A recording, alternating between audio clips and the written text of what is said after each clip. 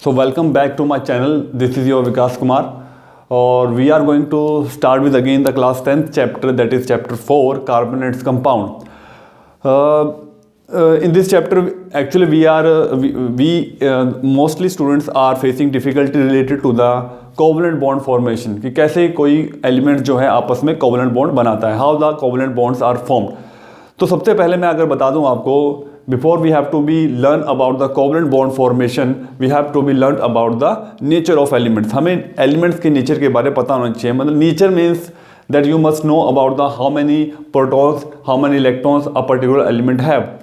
तो आपको अगर इतना पता होगा किसी भी एलिमेंट के पास कितने इलेक्ट्रॉन्स है, तो ऑब्वियसली आपको जो है कोवलेंट बॉन्ड बनाना आ जाएगा.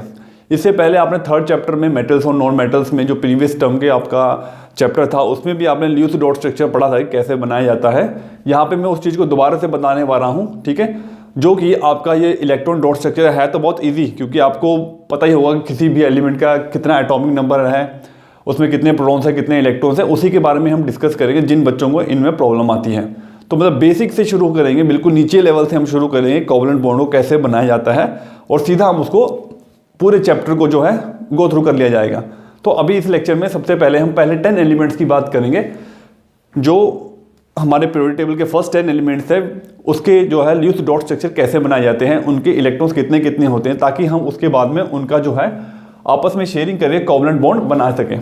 कोवलेंट बॉन्ड कौन कौन से एलिमेंट्स बनाते हैं जनरली आपने इस चैप्टर में हमने कार्बन रिलेटेड ही पढ़ना है, तो कार्बन के बारे हमें हर चीज़ का पता होना चाहिए, ठीक है.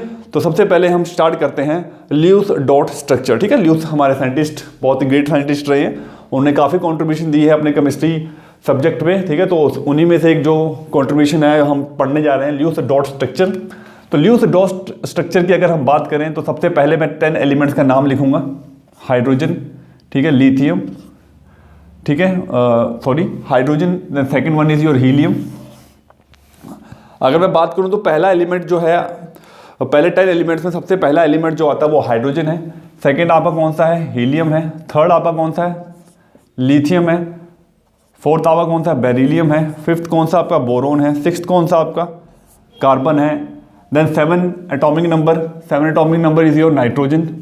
8 atomic number oxygen. 9 is your fluorine and 10 is your neon. So I will write down the atomic numbers 1, 2, 3, 4, 5, 6, 7, 8, 9 and 10. So I have written first 10 elements with the atomic number. अब इनके atomic number जो है they are represented with the help of Z symbol, ठीक है. Z symbol जो होता है वो एटॉमिक नंबर के लिए होता है. ये एटॉमिक नंबर फिक्स होता है क्योंकि एटॉमिक नंबर जो है आप किसी भी एलिमेंट के प्रोटॉन्स के बारे हमें इंफॉर्मेशन देता है कि नंबर ऑफ प्रोटॉन्स कितने हैं किसी भी एलिमेंट के अंदर. जैसे कि मैं बात करूं ऑक्सीजन का एटॉमिक नंबर 8 होता है, तो इट हैव 8 प्रोटॉन्स. कार्बन का 6 होता है, तो it have 6 protons. Hydrogen have 1 proton. Nitrogen have 7 protons. और जितने प्रोटॉन्स होते हैं किसी भी एलिमेंट में, बच्चों जी, जितने भी प्रोटॉन्स होते हैं किसी भी एलिमेंट में, उतने ही उसके अंदर क्या होते हैं? इलेक्ट्रॉन्स होते हैं. अगर वो एलिमेंट आपका, वो एटम अगर आपका क्या है? न्यूट्रल है. प्रोटॉन्स और इलेक्ट्रॉन्स अगर किसी एलिमेंट में बिल्कुल इक्वल है, तो ऑब्वियसली वो न्यूट्रल होगा, उस पर कोई चार्ज नहीं होगा, कोई पॉजिटिव नेगेटिव चार्ज नहीं होगा, जिसको हम आयंस कहते हैं. तो यहाँ पर हम सिर्फ न्यूट्रल एटम्स की बात कर रहे हैं. यहाँ पे इलेक्ट्रॉन्स प्रोटॉन्स बिल्कुल बराबर रहेंगे. तो हमें इलेक्ट्रॉन्स का पता होना चाहिए, और इलेक्ट्रॉन्स का अगर हमें तभी पता होगा जब हमें एटॉमिक नंबर का पता होना चाहिए, ठीक है. और काफ़ी जगह जो है, काफ़ी मतलब कि इनको याद करने के लिए अलग अलग राइम्स बनाई जाती है, ठीक है. वो बहुत हेल्पफुल रहती है स्टूडेंट्स के लिए, कि जहाँ पे आप राइम बना के सारे एलिमेंट जो है 20 एलिमेंट्स या पीरियोडिक टेबल को याद कर लिया जाता है, ठीक है. तो उसके लिए आपको फिर लिखना पड़ेगा, आपको फिर जाकर आप उसको याद कर पाओगे. बहुत ईजी ट्रिक्स मानी जाती है ये सब चीज़ें, और बच्चे अप्लाई भी करते हैं इस चीज़ को याद करने के लिए. चलो वो तो अलग बात हो गई. हम सीधा चलते हैं अपने टॉपिक पर, नंबर ऑफ प्रोटॉन्स और नंबर ऑफ इलेक्ट्रॉन्स को लेके. तो सबसे पहले हम ये जो इलेक्ट्रॉन्स हैं, जैसे हमें पता लग गया है किसी भी एलिमेंट में कितने प्रोटॉन्स और इलेक्ट्रॉन्स होते हैं, आपको पता लग गया है number of protons is equal to number of electrons in a neutral species. तो यहाँ पे हम एक एटम का मैं स्ट्रक्चर बना रहा हूँ. सबसे पहले कोई भी एटम होगा तो उसके सेंटर में न्यूक्लियस होता है, उसके सराउंडिंग में क्या होते हैं? इलेक्ट्रॉन्स जो है मूव कर रहे होते हैं, ठीक है. इलेक्ट्रॉन्स जो है रिवॉल्व कर रहे होते हैं. तो वो इलेक्ट्रॉन्स जो है एक पर्टिकुलर एनर्जी लेवल पर घूम रहे होते हैं. In the 9th class you have studies this structure of atom, Bohr's model. तो ये जो जिसमें इलेक्ट्रॉन घूम रहा होता है, रिवॉल्व कर रहा होता है, इसको हम ऑर्बिट कहते हैं, दैट इज एनर्जी लेवल। ठीक है, हर जो इलेक्ट्रॉन है एक पर्टिकुलर एनर्जी लेवल पे घूम रहा होता है, और ये एनर्जी लेवल्स का एक नंबर होता है कि पहला एनर्जी लेवल है, सेकंड एनर्जी लेवल है, थर्ड है या फोर्थ है। तो बोहर्स जो हमारे साइंटिस्ट रहे हैं उन्होंने इन एनर्जी लेवल्स को, ठीक है, इन एनर्जी लेवल्स को शेल्स बोला है, SHELL शेल्स, या इनको हम एनर्जी लेवल्स भी कह सकते हैं, जो कि हम नंबर के हिसाब से लिख सकते हैं। जैसे कि मैं पहला जो शेल होगा 1, यहाँ पे मैंने 2 ही शेल्स बनाए हैं, और first one is your nucleus, second shell this is your third shell. ठीक है, उसके बाद आप आगे 4th 5 6 बना सकते हो। पर जो हम यहाँ पे हमारे पास 10th बेस में, वहाँ पे हमारे पास 4th शेल के ऊपर आपको आएगा नहीं, 3rd शेल तक या 4th शेल तक ही रहता है। तो मान लो मैंने 4th शेल भी लिख दिया। First energy level, second energy level, third energy level, fourth energy level, they are known as K shell, L shell, M shell और N shell. K, L, M और N भी इसको बोला जाता है। तो आपको अगर मैं बता दूं बच्चों, तो यहाँ पर जो फर्स्ट शेल होता है, फर्स्ट शेल में मैक्सिमम हम जो 2 ही इलेक्ट्रॉन्स डालते हैं। ठीक है, फर्स्ट शेल में हम 2 इलेक्ट्रॉन्स डालते हैं। तो K शेल में मैक्सिमम जो है हमारे पास कितने इलेक्ट्रॉन्स रहेंगे, 2। ठीक है, तो जैसे आपके पास मान लो आपके पास 2 ही इलेक्ट्रॉन या 1 इलेक्ट्रॉन है, तो आपको 1 लेवल की जरूरत पड़ेगी, बाकी आप लेवल्स को नहीं बनाओगे। ठीक है, जरूरत नहीं पड़ेगी उनकी। बट अगर आपके पास 2 से ज़्यादा हैं, 3 है, 4 है, 5 है, 6 हैं, तो ऑब्वियसली आपको नेक्स्ट वाले एनर्जी लेवल पे चले जाना है। जैसे मान लो मेरे पास 4 इलेक्ट्रॉन हैं, तो 4 इलेक्ट्रॉन के हिसाब से आपको जो पहले 2 इलेक्ट्रॉन्स हैं, first 2 electrons are in the first energy level. इस चीज़ को ध्यान रखना है कि आप पहले शेल में सिर्फ 2 ही इलेक्ट्रॉन डाल सकते हो, उसके बाद बचे हुए इलेक्ट्रॉन्स आपने नेक्स्ट लेवल पे चले जाने हैं। मतलब फर्स्ट जो की कैपेसिटी जो 2 ही इलेक्ट्रॉन्स की, जिसको हम कौन सा रूल कहते हैं, डुप्लेट, DUPLET, डुप्लेट रूल, कि अगर आपके पास 2 इलेक्ट्रॉन्स हैं फर्स्ट शेल के लिए, तो वो उनका काम हो चुका है, उस शेल का काम खत्म हो चुका है, वो स्टेबल हो चुका है वो शेल। अब नेक्स्ट शेल की बात आएगी, तो नेक्स्ट शेल जो होगा उसकी कैपेबिलिटी जो होती है वो 8 इलेक्ट्रॉन्स तक की होती है। तो मान लो कैपेबिलिटी तक 8 इलेक्ट्रॉन्स तक चले जाए, तो 8 + 2 10, तो 10 इलेक्ट्रॉन्स अगर आपके पास हैं, तो 10 इलेक्ट्रॉन्स मतलब आपके 2 शेल तक आएंगे। और मान लो आपके पास 11 है, तो जैसे आपका L हो गया, उसकी कैपेसिटी फुल हो चुकी है। अब वो 11वें इलेक्ट्रॉन्स को लेने के लिए वो एक थर्ड शेल को यूज़ करेगा, जो कि हमारा M शेल होगा। तो उसकी कैपेसिटी भी आपके पास कितनी है, 8 की है। ठीक है, और मतलब आपने 8 से ऊपर किसी में डालना नहीं, फर्स्ट में 2 ही डालने। ठीक है, तो आइए हम इन सब की इलेक्ट्रॉनिक कॉन्फ़िगरेशन लिख लेते हैं। और इलेक्ट्रॉनिक कॉन्फ़िगरेशन को लिखने के बाद एक बड़ा सिंपल ट्रिक रहेगा कि आपने कितने इलेक्ट्रॉन्स जो हैं एटम में रखने हैं, उसके लुईस डॉट स्ट्रक्चर बनाने के लिए, कोवलेंट बॉन्ड को बनाने के लिए। ठीक है, तो मैंने आपको पहले तो बता दिया कि बेसिक रूल क्या है। फर्स्ट एनर्जी लेवल में 2 इलेक्ट्रॉन मैं शो कर सकता हूँ, जैसे मैं 2 इलेक्ट्रॉन शो कर दिया मैंने। 8 में कहीं भी रेंडमली मैं शो कर सकता हूँ, 3 4 5 6 7 8, ऐसे ही 8 में बाहर भी बना सकता हूँ। तो इस तरह से मैं जो है इलेक्ट्रॉनिक कॉन्फ़िगरेशन बोला जाता है इसको। तो मैं यहाँ पे शेल्स लिख रहा हूँ, K, L और M मैंने लिख दिया है यहाँ पे। ठीक है, तो हाइड्रोजन का एटॉमिक नंबर 1 है, तो obviously it have only 1 electron. तो 1 इलेक्ट्रॉन होगा तो वो K शेल में ही आ जाएगा। ठीक है, इसकी बात खत्म हो जाएगी। 1 इलेक्ट्रॉन। हीलियम में कितने आएंगे, 2 है, तो 2 इलेक्ट्रॉन, तो 2 मैक्सिमम K में कैपेबिलिटी है 2 लेने की, तो 2 लेके यहाँ पर इसका K शेल जो है वो फिल हो जाएगा। ठीक है, हाइड्रो के पास तो 1 था, तो 1 के बाद अब एक और 1 होता तो यहीं पे आ जाता है, बट है नहीं, तो 1 ही रहेगा। ठीक है, हीलियम के पास 2 हैं तो 2 रहेगा। लिथियम के पास कितने हैं, 3 प्रोटॉन और 3 ही इलेक्ट्रॉन्स होंगे, तो K शेल की तो कैपेबिलिटी 2 ही है, तो K शेल में 2 आएगा और L में कितने आएंगे, बचे हुआ इलेक्ट्रॉन। मतलब 3 में से 2 तो पहले शेल में आ गए, and the next electron will put in the L shell, L shell में चला जाएगा। ठीक है, तो 2 और 1 + 3 हो गए। बेरिलियम 4 है, तो फर्स्ट में 2, नेक्स्ट वाले में भी कितने चले जाएंगे, 2 चले जाएंगे। बोरोन का 5 है, तो बोरोन का अगर 5 है तो फर्स्ट शेल में फिर से 2 डालेंगे, नेक्स्ट वाले में कितने डाल दोगे, 3 डाल दोगे। 2 + 3 5। ध्यान रहे L शेल की कैपेबिलिटी 8 है, जब तक आपके 8 इलेक्ट्रॉन फुल नहीं होंगे इसके अंदर, तब तक आपको इसको चलते जाना है। 6 में कितने हैं, 2 और 4। पहले में मैं 2 ही डाल रहा हूँ, आप देख सकते हो। फर्स्ट शेल में आप 2 ही डाल रहे हैं, हाइड्रोजन में 2 इसलिए नहीं डाले क्योंकि उसके पास 1 ही था। ठीक है, 6 थे तो 2 इसमें डाल दिए, बचे हुए 4 इलेक्ट्रॉन जो है वो किस में चले जाएंगे, L शेल में। तो कार्बन चैप्टर कार्बन हम कर रहे हैं, तो कार्बन का आपको पता होना चाहिए कि उसके पास 4 वैलेंस इलेक्ट्रॉन्स हैं। ठीक है, ये सभी मैं बताता हूँ। नाइट्रोजन 2 5, ऑक्सीजन बताओ कितना होगा, 2, तो कितने रह गए 6, 2 तो कितने रह गए 7, नियोन तो 2, तो 8। तो एक तरह से काउंटिंग चली है इसके, देखो 1 2 3 4 5 6 7 8, ठीक है। और ये तो है ही तुम्हारे पास, ठीक है, दो इलेक्ट्रॉन फर्स्ट सेल में आपको मिलेंगे।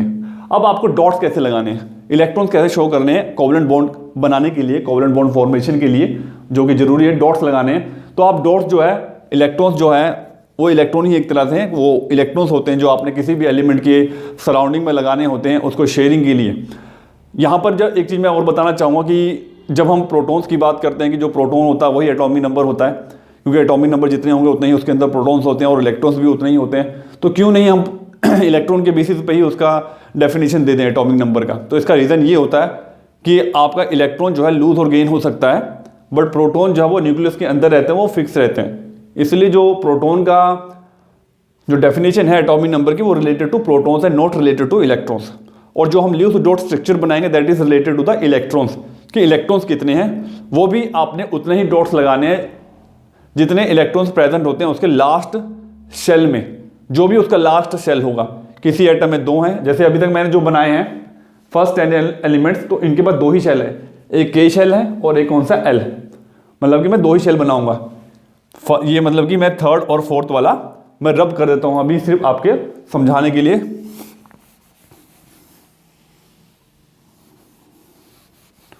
तो मैंने सिर्फ जो है फर्स्ट और सेकंड शो किया है।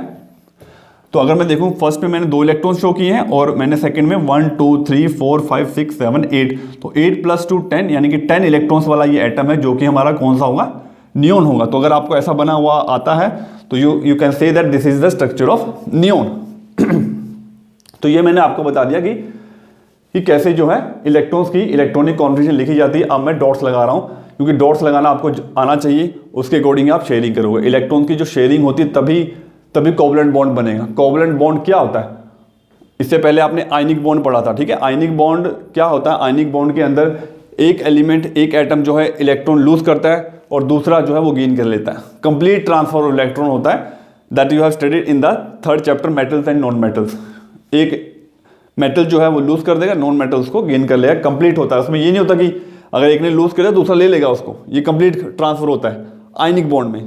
कोवलेंट बॉन्ड में ऐसा नहीं होता। कोवलेंट बॉन्ड में क्या होता है कि मान लो मेरे पास इलेक्ट्रॉन्स हैं तो वो मैं इलेक्ट्रॉन्स अपने पास भी रख सकता हूँ और जरूरत पड़ने पे किसी और को भी यूज़ करवा सकता हूँ। और ठीक ऐसे मुझे अगर किसी की इलेक्ट्रॉन की रिक्वायरमेंट है तो मैं वही इलेक्ट्रॉन्स जो हैं दूसरे वाले किसी भी जिसके पास इलेक्ट्रॉन्स होंगे उनके मैं यूज़ कर सकता हूँ और अपने भी दे सकता हूँ। मतलब शेयरिंग हो सकती है। जैसे आप लंच शेयर करते हो, ठीक है, जैसे आप अपना लंच जो है अपना तो खाते हो, दूसरों का भी अपने फ्रेंड सर्कल में जिसका भी होता है उसका भी आप खा सकते हो, ठीक है। तो शेयरिंग करते हैं इसमें, आप अपना शेयर करो मैं अपना शेयर करूंगा, तो म्यूचुअल शेयरिंग होती है, mutual sharing of the electrons, ठीक है।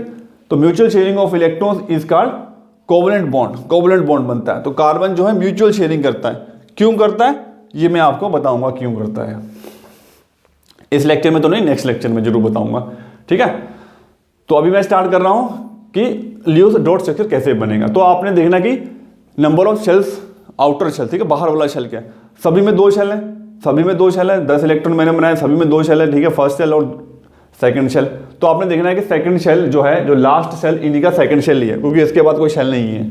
हर एलिमेंट के जो है पहले 10 एलिमेंट्स के जो शेल हैं वो सिर्फ कितने हैं, 2 ही हैं, ठीक है, 2 ही हैं। और second shell is the last shell, वही लास्ट शेल है। तो कितने इलेक्ट्रॉन्स प्रेजेंट है लास्ट शेल में, वही उनको क्या बोलते हैं, वैलेंस इलेक्ट्रॉन्स बोलते हैं। और उनको ही देख के आपने क्या लगाने हैं, अपने ल्यूस सिंबल उसका बना देना है, ल्यूस डॉट स्ट्रक्चर बना देना है। चलो तो let's start from the hydrogen. Hydrogen have only 1 electron, ठीक है, के शेल इसका लास्ट शेल है, तो एक ही इलेक्ट्रॉन, तो इसमें आप कितने लगाओगे डॉट, 1 डॉट लगेगा, ठीक है। ये डॉट आप कहीं भी लगा सकते हो। हीलियम 2 है तो इसके आप 2 डॉट्स लगा दो कहीं भी, ठीक है। लिथियम के पास 1 है, एल शेल, ठीक है, इसका लास्ट शेल जो है वो एल है, ठीक है, 1 है, तो आप इसके 1 डॉट लगेगा, ठीक है, 1 डॉट लगा रहा हूँ, ठीक है, 1 डॉट लिथियम, ठीक है, लिथियम का 1 डॉट लगेगा, ठीक है, ये आई का डॉट है। लिथियम है 1 electron in their outer shell. Beryllium के में कितने हैं, 2 हैं, तो यहाँ पे आप 2 डॉट्स लगा दो, कहीं भी लगा दो। बोरोन है 3, तो I will put 3 dots here. Carbon है 4, तो 1 2 3 4। नाइट्रोजन है 5 electrons in their outer shell, तो 1 2 3 4 5। ऑक्सीजन है 6, तो 1 2 3 4 5 6। फ्लोरीन है 7, तो 1 2 3 4 5 6 7। न्यून हैव 8, 1 2 3 4 5 6 7 8। ठीक है, तो ये हो गया Luce structure of first 10 elements. ठीक है, आपने बस क्या देखना है कि लास्ट में कितने कितने इलेक्ट्रॉन्स प्रेजेंट है लास्ट सेल में, उतने उतने आपने डॉट्स लगा देने। ठीक है, फटाफट से देख लेते हैं। हाइड्रोजन के पास एक इलेक्ट्रॉन तो एक डॉट, 2 है तो 2 डॉट्स, 1 है तो 1 डॉट लिथियम का, 2 है तो 2 डॉट्स, 3 है तो 3 डॉट्स, 4 है तो 4 डॉट्स, 5 डॉट्स, 6 डॉट्स, 7 तो 7 डॉट्स, 8 तो 8 डॉट्स। तो इस तरह से हम पहले 10 एलिमेंट्स के हमने इलेक्ट्रॉन, यहाँ पर हम जो है पहले 20 एलिमेंट्स के ल्यूस डॉट स्ट्रक्चर कर रहे हैं, जिसमें से कि पहले हम 10 कर चुके और मैंने नेक्स्ट जो है वो 20 के हमने करने हैं ल्यूस डॉट स्ट्रक्चर्स, क्योंकि हमने कोवलेंट बॉन्ड को सीखना है कि how to form the covalent bond. तो यहाँ पर जो है आप देख सकते हो कि मैंने 20 एलिमेंट्स लिख दिए हैं। ठीक है, पहले भी लिखे थे बट थोड़ी सी टेक्निकल प्रॉब्लम आ जाने करके मैंने तो दोबारा से जो है इसे इस सेकंड पार्ट को जो है मैंने अपलोड किया है। ठीक है, तो आप देख सकते हो कि मैंने क्या लिखा है, 11 12 13 14 15 16 17 18 19 20 तक 20 तक के आपके एटॉमिक नंबर। ठीक है, ये डिटेल हम कर चुके हैं। अब हमने सिर्फ लिखने है कि इनको कैसे हम KLMN शेल में डालेंगे। तो हम जानते हैं कि K शेल में सिर्फ कितने इलेक्ट्रॉन्स आते हैं, 2 आते हैं। तो यहाँ पे हम K शेल में 2 इलेक्ट्रॉन्स डाल देंगे। ठीक है, L में मैक्सिमम लिमिट कितनी है, 8। तो 8 + 2 कितने हो जाएंगे, 10 हो जाएंगे। 8 + 2 जो है 10 इलेक्ट्रॉन्स हो जाएंगे, जबकि सोडियम का एटॉमिक नंबर 11 है। तो इसके अंदर भी कितने प्रोटॉन्स है, 11 प्रोटॉन्स है, 11 ही इलेक्ट्रॉन्स है। तो हमने क्या करना है, इसमें 11 इलेक्ट्रॉन्स फिल करने हैं। तो 8 + 2 तो होगा, जो एक इलेक्ट्रॉन जो बचा हुआ है वो M शेल में चला जाएगा। तो जो हमने बात की थी कि जो हमारा नियोन तक है, जो 2 शेल्स होते हैं K और L, क्योंकि नियोन का एटॉमिक नंबर 10 होता है और उसमें 10 ही इलेक्ट्रॉन्स होते हैं, तो उसके बाद 2 ही शेल होते हैं, 2 + 8 10। पर सोडियम हमारे पास एक पहला ऐसा एलिमेंट आ जाता है जिसमें हमारे पास 3 शेल्स होते हैं। ठीक है, उसके बाद ये हमारे पास 3 शेल तक कहाँ तक चलेगा, ये हमारे पास चलेगा आर्गन तक। कैसे, मैग्नीशियम का 12 है तो हम लिखेंगे 2 8 2, क्योंकि 2 पहले शेल में, दूसरे में मैक्सिमम 8, तो 8 + 2 कितना हो जाएगा 10, और 2 प्लस कर देंगे तो कितना हो जाएगा 12। ठीक है, तो मैग्नीशियम का 12 एटॉमिक नंबर है, एल्यूमिनियम का 13 है। तो 2 8 3 2 8 4, आपने 1 1 इंक्रीज करते जाना, 1 2 3 4 2 8 5 2 8 6 2 8 7 2 8 8।